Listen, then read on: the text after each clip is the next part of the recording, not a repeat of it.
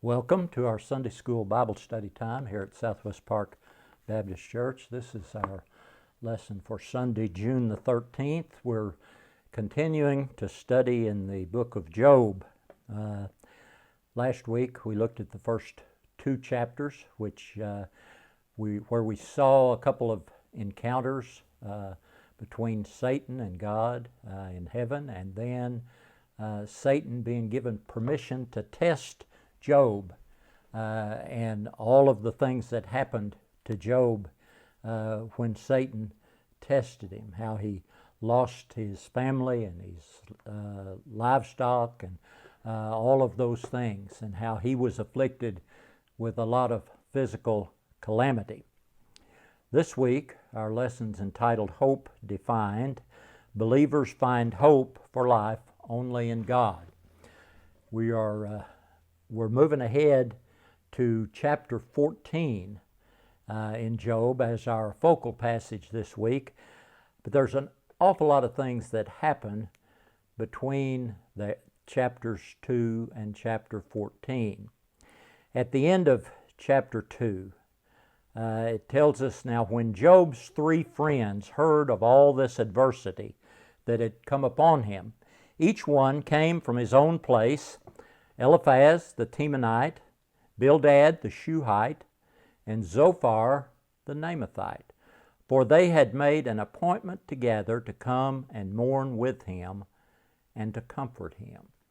So Job had these three friends who heard what happened, and we don't know exactly where they lived, but it seems likely that they lived there in the region of Edom, east of the Jordan River, probably fairly close to where Job lived.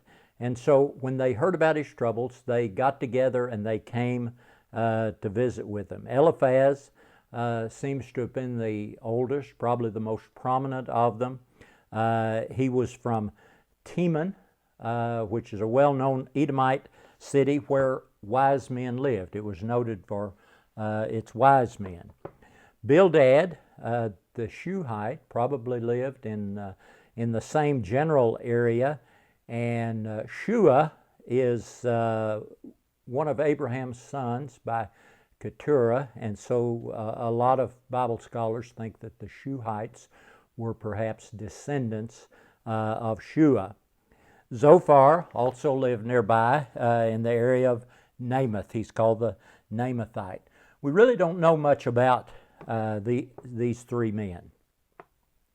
They have a reputation as being maybe the most unsympathetic comforters in history, but they do deserve some credit. They came to visit Job. They made a considerable effort to come and visit Job. They wept with him. They sat with him in silence for 7 days and nights, as we're going to see here in just a minute. And they tried, in the best way they knew how, to explain what had happened to him and to bring comfort. Now, as we're going to see, they were pretty ham-handed in their efforts, and they were probably not real successful. But at least they tried. Verse 12 in chapter 2 tells us, when they raised their eyes from afar and did not recognize him, they lifted their voices and wept, and each one tore his robe and sprinkled dust on his head toward heaven. So they mourned with him, and they sat down with him on the ground 7 days and 7 nights, and no one spoke a word to him, for they saw that his grief was very great. So they just sat there with him for a week. They didn't say anything. They just brought comfort by their presence. In chapter 3, Job speaks, and his tone changes a little bit here. He expresses his disappointment in chapter 3 that he was ever even born. He's had a considerable time here to reflect on all that's happened to him. And as we mentioned last week, he has no idea of what went on in heaven between Satan and God. And so his spiritual tone changes dramatically. This man who's demonstrated patience and faith in an extraordinary way sinks into this state of despondency and despair and spiritual depression. And we see that happen a lot of times when people endure physical illness or severe crisis and tragedy in their life. One of the commentaries, I was reading the expositor's commentary, suggests here that in chapter 3, Job comes as close as he'll ever come to cursing God to his face. And you remember last week in chapter 2, his wife suggested that his condition was so bad that he just cursed God and die. By cursing the day of his birth, he's questioning the wisdom of the Creator. In chapter 3, Job asks why 5 times. And it seems likely that Job would have endured all that he endured with grace if he had just understood why God was permitting it. So why is an easy question to ask, and we ask it a lot, but it's not always a question that God immediately answers for us. And so Job needed to realize that God was in control and that these events were a part of God's plan, and that one day God would make his purposes known. In chapters 4 and 5, Eliphaz, the first of his friends, speaks and gives his take on this. He starts out by complimenting Job and recalling to mind all the ways that Job has helped people through hard times. And it covers 2 chapters, his speech, so it's a lengthy speech. But it becomes clear as he talks and as he goes through all of his explanation here that he believes that Job is not as innocent as Job thinks he is, and that God has cause to punish him. In chapter 6 and 7, Job responds to Eliphaz's speech. And in chapter 6, Job answered and said, "If my misery could be weighed and my troubles be put on the scales, they would outweigh all the sands of the sea. That's why I spoke impulsively. God's terrors are lined up against me. Don't I have a right to complain?" he says. And then later in that chapter he says, "Honest words can be painful, but what do your criticisms amount to? Do you think your words are convincing when you disregard my cry of desperation? Look at me. Would I lie to your face? Stop assuming my guilt, for I have done no wrong. Do you think I'm lying? Don't I know the difference between right and wrong?" So he doesn't accept all that Eliphaz is telling him. And in chapter 7, he goes on, kind of in the same vein. "I cannot keep from speaking. I must express my anguish. My bitter soul must complain." And then he says to God, "What are people that you should make so much of us, that you should think of us so often? For you examine us every moment. Test us every moment. Why don't you leave me alone and at least long enough for me to swallow? If I have sinned, what have I done to you, O watcher of all humanity? Why make me your target? Am I a burden to you? Why not just forgive my sin, take away my guilt, for soon I will lie down in the dust and die. When you look for me, I will be gone." So Job is really struggling here with all that has happened to him, and he's struggling with the things that Eliphaz had to say to him. And then Bildad, the Shuhite, spoke, and he says, "How long will you go on like this? You sound like a blustering wind. Does God twist justice? Does the Almighty twist what's right? Your children must have sinned against him, so their punishment was well deserved."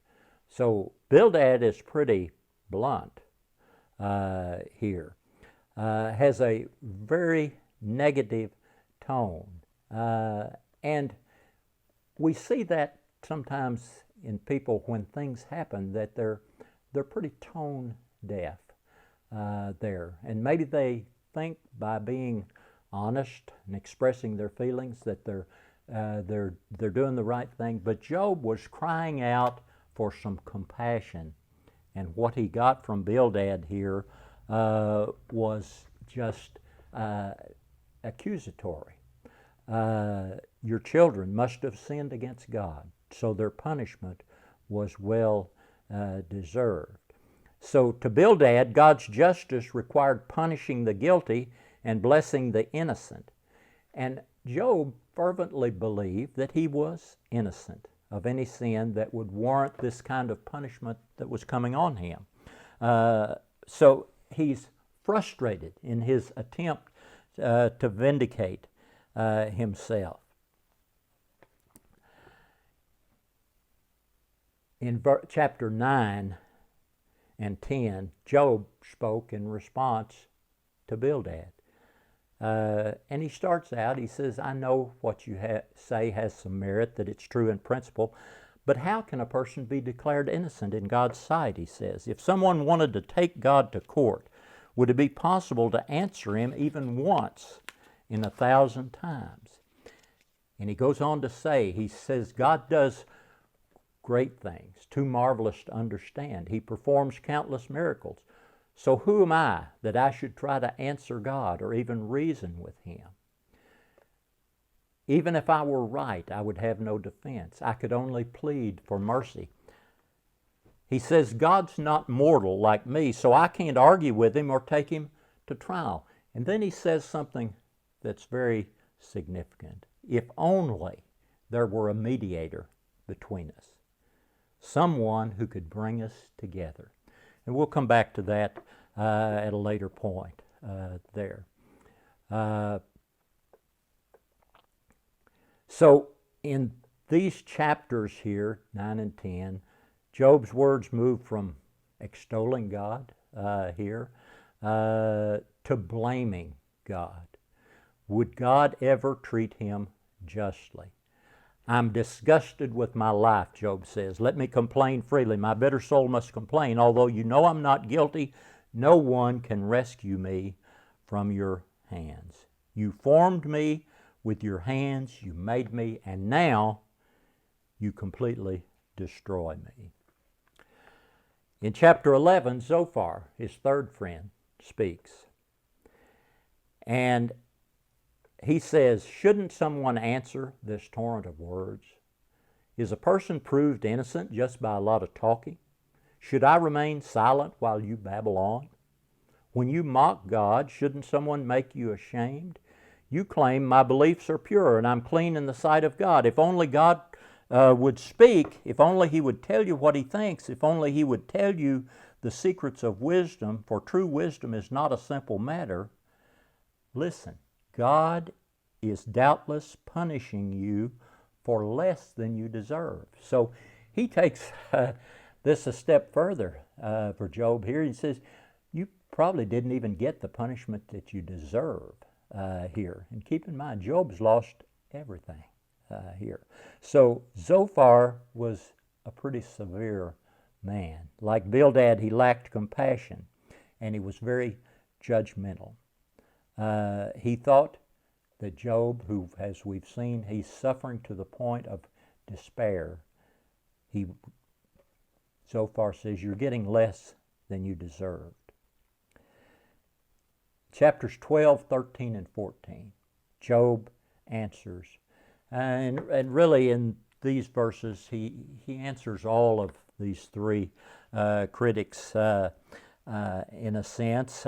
Chapter 12 is a poem that breaks down into 3 stanzas. The first, in verses 4 through 6, states Job's problem. Why me, God, and not those who really deserve misfortune? In the second, verses 7 through 12, Job complained that the whole world was afflicted with the same apparent injustice. Why should this be, when all things, including the very breath of humankind, are in God's hands? And in the third, Job expounded on God's sovereign freedom with his power and wisdom to do whatever he wishes. And in that stanza there, Job emphasizes the negative use God makes of his power. He tears down what humans build. He sends drought and flood, makes fools out of judges, sends priests and nobles into captivity, and deprives kings of their reason. So Job saw God as so wise and powerful that he can't be put in a box. He has sovereign freedom. Job illustrated this by drawing a word picture of the mystery of God's acts in the history of the human race. God humbles great nations and people, showing himself to be the only truly sovereign being. In chapter 13, Job wants to argue his case with God. As for me, I would speak directly to the Almighty, he says. I want to argue my case with God himself. And then down in verse 20, he says, "Oh God, grant me these 2 things, and then I'll be able to face you. Remove your heavy hand from me, and don't terrify me with your awesome presence. Now summon me, and I will answer. Let me speak to you, and you reply. Tell me what I have done wrong. Show me my rebellion and my sin." So in these chapters that are leading up to our focal passage today, Job's kind of all over the place in his response to his friends and in his pleading his case before God. There's some elements of why me, and there's some blaming God, and there's questions, and they're questions that many people have. So we come to chapter 14, which is where our lesson text picks up. So let's look at the first 6 verses. Man who is born of woman is of few days and full of trouble or turmoil. He comes forth like a flower and fades away. He flees like a shadow and does not continue. And do you open your eyes on such a one and bring me to judgment with yourself? Who can bring a clean thing out of an unclean? No one. Since his days are determined, the number of his months is with you. You have appointed his limits so that he cannot pass. Look away from him that he may rest, till like a hired man he finishes his day. All people live a relatively brief life, and during this brief existence they suffer and experience trouble. The word that's translated trouble there, or turmoil, carries the idea of anxiety, stress, and fear. And Job recognizes this, and his experiences have led his attitude toward life to fluctuate. Initially, we saw him being very stoic and accepting of what God had placed on him. And then in chapter 7, he declared that his life was too long and burdensome. In chapter 9, he declared that life was too short. So he's gone from one extreme to the other. And here he talks about the brevity of life. When I read that, I read a sermon this week, and a fellow told a story about 2 fellows who were eating in a restaurant. One said, "This is the worst food I've ever eaten." And the second man said, "Yeah, and the portions are so small." So that's kind of the way Job was. He couldn't have it both ways. Life was too short, but it was extraordinarily painful. He comes forth like a flower and fades away. So in verse 2, Job focuses on the brevity of life, and he uses 2 common metaphors to emphasize that. First, he compares life to a flower that grows and blooms and then fades away. Flowers are admired for their beauty, the pleasure they bring, and yet they're fragile and they quickly begin to dry up and fade away. And they're a common image in the Old Testament to illustrate the brevity of life. In Isaiah 40, a voice said, "Shout." I asked, "What should I shout?" "Shout that people are like the grass. Their beauty fades as quickly as the flowers in a field. The grass withers, the flowers fade beneath the breath of the Lord, and so it is with people. The grass withers, the flower fades, but the word of our God stands forever." Psalms 103:15 says, "Our days on earth are like grass, like wildflowers we bloom and die. The wind blows and we are gone, as though we had never been here." So Job understands, and he very graphically describes for us the brevity of life. The second metaphor that he uses there in verse 2 is a shadow. Shadows are even a more austere image here, as they have no substance and they quickly disappear. It's kind of interesting that Bildad used that same imagery in his speech in chapter 8. He said in verse 9, "For we were born yesterday and know nothing, because our days on earth are a shadow." Verse 3, Job says, "Do you open your eyes on such a one and bring me to judgment with yourself?" Because of the brevity and the fragility of life, Job wondered why God would even bother to focus his attention on him. And in verse 4, "Who can bring a clean thing out of an unclean? Who can bring a pure thing out of impure? No one." People are impure, so they're worthy of punishment. But Job uttered a plea that the sovereign God, who gives to each a short span of numbered days, would let his poor creatures alone until their hard labor on earth was over. That's kind of the state of Job's mind at this point. In verse 5, "Since his days are determined, the number of his months is with you. You have appointed his limits so that he cannot pass." The Bible presents God as sovereign, controlling the destiny of all humanity. And when it comes to moral choices, some even say that those are determined. But the prophets and Jesus, the apostles, all appeal to people to make a choice to repent. And that's one of the foundations of our faith, is that we believe that we have a choice of whether to accept or reject God and his promises.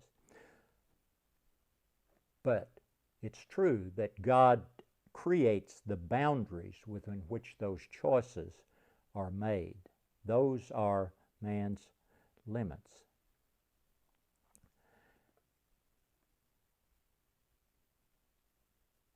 Psalms 90:10 says 70 years are given to us. Some even live to 80, but even the best years are filled with pain and trouble. Soon they disappear and we fly away. So God determines the length of a person's life, and that emphasizes God's power and his wisdom and the impotence of human beings who are under divinely set limits.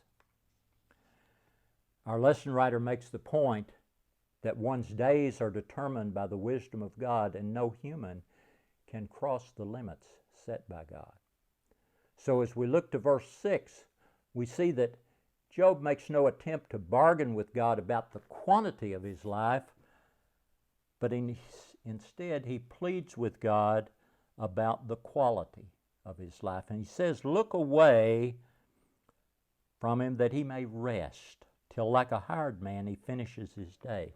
So for the second time here, Job pleads with God for rest. In chapter 7, he said, "What is man that you should exalt him, that you should set your heart on him, that you should visit him every morning and test him every moment? How long will you not look away from me and let me alone till I swallow my saliva?" And then Job goes ahead to compare his plight to that of a hired man. The hired man works hard to earn his wage, And Job felt that he had worked enough for a lifetime. And so at this point in his life, Job feels like that payday would be his death day when his difficult suffering would end. So, what are we to make of this portion of the passage? Job's begun to reflect on the brevity of life and the reality of the judgment awaiting people. And that judgment is warranted since all are sinful. Job pleaded with God to grant him relief from the pain of his short lifetime. From many other passages, we are reminded of God's patience and care for his people. So Job's request here is consistent with God's grace. But we also understand that God in his sovereignty does not always deliver us out of our suffering, but rather delivers us through our suffering. The effect of this is that these trials often lead us to cling more tightly to God. Our lesson writer points out that sometimes we don't realize that God is all we need until God is all we have. In this way, we learn to trust God all the more and see his comfort in the times of affliction and suffering. Let's look at verses 7 through 12. For there is hope for a tree. If it's cut down, that it will sprout again, and that is that its tender shoots will not cease. Though its root may grow old in the earth, and its stump may die in the ground, yet at the scent of water it will bud and bring forth branches like a plant. But man dies and is laid away. Indeed, he breathes his last, and where is he? As water disappears from the sea and a river becomes parched and dries up, so man lies down and does not rise till the heavens are no more. They will not awake nor be aroused from their sleep. Back in verse 5, Job began to think about this theme of human mortality. And he continues that here. In verse 7, he uses an image from nature as a contrast, and that being a tree. And we're all familiar with a tree being cut down to a stump and seeing that stump sprout new growth from the stump. Sometimes when we're wanting to get rid of a tree, it seems hard to do as that stump keeps on sprouting new life in spite of our efforts to eradicate it. So Job here implies that life's better for trees than for people. When a tree falls, it can sprout again. And that's precisely Isaiah's point in his prophecy in Isaiah 6:13. But as a terebinth or oak tree leaves a stump when it's cut down, so Israel's stump will be a holy seed. The house of Jesse, that is Israel, will be cut off as one might cut down a great oak tree. But in God's great mercy, that tree will sprout new growth. The holy seed is in the stump. That new growth is the beautiful branch. Isaiah 11:1, out of the stump of David's family will grow a shoot, yes, a new branch bearing fruit from the old root. And the Spirit of the Lord will rest on him, the Spirit of wisdom and understanding, the Spirit of counsel and might, the Spirit of knowledge and the fear of the Lord. The Savior King, whose name was Jesus. Verses 10, 11, and 12, he contrasts. He says, man dies and is laid away. He breathes his last, and where is he? There's a marked contrast between the tree and man. The stump of the tree sends forth new life, but not so with man. When he dies or breathes his last, new physical life does not spring from him. And in verse 11, he uses another image from nature to describe what happens to man. A stream becomes parched and dries up, and that's it. It remains dry and doesn't come to life again without a new source of water. So man lies down and does not rise till the heavens are no more. They will not awake nor be roused from his sleep. So it is with humans. When they lie down in death, That's final, physically speaking. For Job, death is the final sleep and has the last word. Now we're going to see that Job's understanding and his analogy here is incomplete. The Quest Study Bible poses the question, didn't Job believe in the afterlife? And actually Job had great confidence in the reality of an afterlife. In chapter 19, he says, "But as for me, I know that my Redeemer lives, and he will stand upon the earth at last. And after my body is decayed, yet in my body I will see God. I will see him for myself. Yes, I will see him with my own eyes. I am overwhelmed at the thought." But he also knew that death was the last enemy. And Paul uses that imagery. For Christ must reign until he humbles all his enemies beneath his feet, and the last enemy to be destroyed is death. He also knows that once you die, you can't come back to this life again. And just as each person is destined to die once, and after that comes judgment, so also Christ was offered once for all time as a sacrifice to take away the sins of many people. He will come again, not to deal with our sins, but to bring salvation to all who are eagerly waiting for him. So, he speaks eloquently here of the finality of death in a fallen world. Now we got to keep our perspective here. We know that death doesn't have the last word, and we should not despair over Job's kind of fatalistic language here. His circumstances created the context for his words. And as we know, he didn't have all the facts to understand what was going on. His use of these metaphors was meant to paint a stark reminder of the last enemy, death. Even in the Old Testament, God revealed the concept of a resurrection from the dead. Isaiah 26:19, "Those who die in the Lord will live, their bodies will rise again. Those who sleep in the earth will rise up and sing for joy. For your life-giving light will fall like dew on your people in the place of death." That concept of resurrection gets more fully developed in the New Testament. The language after the resurrection of Christ is full of hope for believers. In 1 Corinthians 15, Paul reminds us that since Christ has been raised from the dead, we as believers will also experience a resurrection to new life. In this sense, death does not have the last word. While it's an unwelcome enemy, Christians do not mourn over death as those who have no hope. Job's reflections here likely mirror the thoughts of many people around us who despair over their circumstances. Learning to empathize with them and following the scriptural admonition to weep with those who weep can be a powerful aid in ministering to them with the hope of the gospel. Verses 13 and 14. "Oh, that you would hide me in the grave, that you would conceal me until your wrath is past, that you would appoint me at a set time and remember me. If a man dies, shall he live again? All the days of my hard service I will wait till my change comes."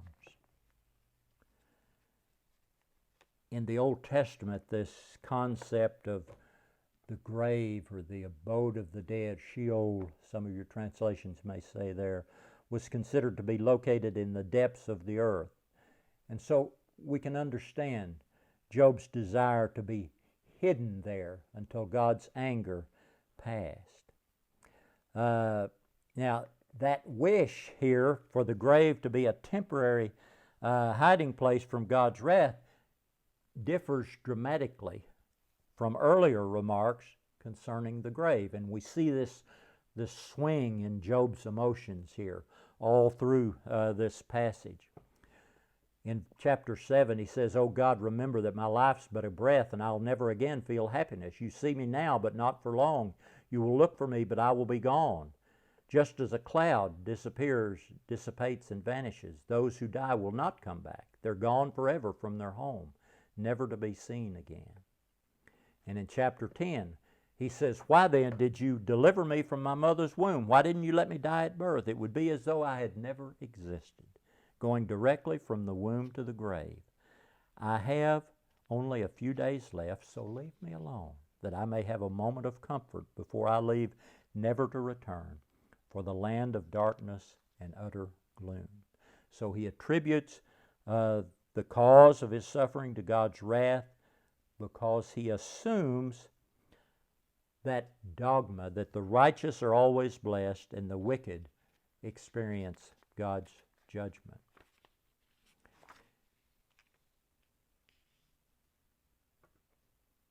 In verse 14, he asks a question that's been asked many times since. If a man dies, shall he live again?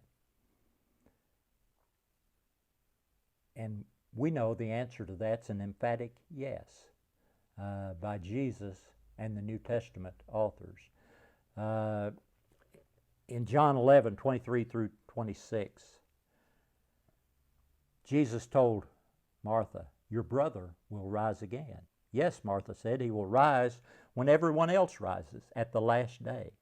And Jesus told her, "I am the resurrection and the life. Anyone who believes in me will live even after dying." 1 Corinthians 15 has the same message. Isaiah 26:19, "Those who die in the Lord will live. Their bodies will rise again. Those who sleep in the earth will rise up and sing for joy, for your life-giving light will fall like dew on your people in the place of the dead." So Job here, he says, he kind of responds to his own question here by a determination to wait for his change to come. Since Job considers life hard, perhaps he's implying that he will wait for his relief from suffering through death to find out the answer. Our lesson writer points out here that Job has reached a new level of despair in his suffering. His thoughts at this point was focused on his desire for his suffering to end, even if it meant his death. We must keep in mind that this passage is a glimpse into the mind of a man who's been driven to despair by his suffering. It's descriptive of his state of mind, and it's certainly not prescriptive of how we are to deal with feelings of despair. As believers, we find hope in the gospel of Jesus Christ. The good news of the gospel brings us a clarity of hope that hadn't been revealed to Job at this time. I find it very interesting that as we look at these chapters in the book of Job and we see Job and his friends wrestling with these very hard questions about life and the way God deals with us, we find that Job, in his complaints and his questions, actually longs for and foreshadows the way that God deals with us under the new covenant in Jesus Christ. Back in chapter 7, we see Job cry out to God, "Why not just forgive my sin and take away my guilt?"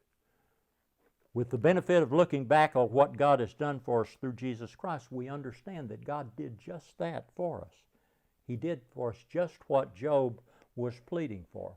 He made a way for our sins to be forgiven and our guilt to be taken away. In chapter 9, Job says this, "If only there were a mediator between us, someone who could bring us together." And again, we understand that God did exactly that for us through the sacrificial life and death of Jesus Christ. John tells us in 1 John 2, "My little children, I'm writing these things to you so that you may not sin. But if anyone does sin, we have an advocate with the Father, Jesus Christ the righteous." Hebrews 7:25, "Therefore he is able to save completely those who draw near to God through him, since he always lives to intercede for them." And 1 Timothy 2:5, "For there is one God, and there is one mediator between God and men, the man Christ Jesus."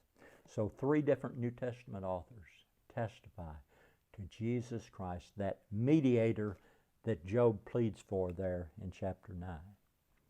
And finally, we hear Job's plaintive cry here in verse 14.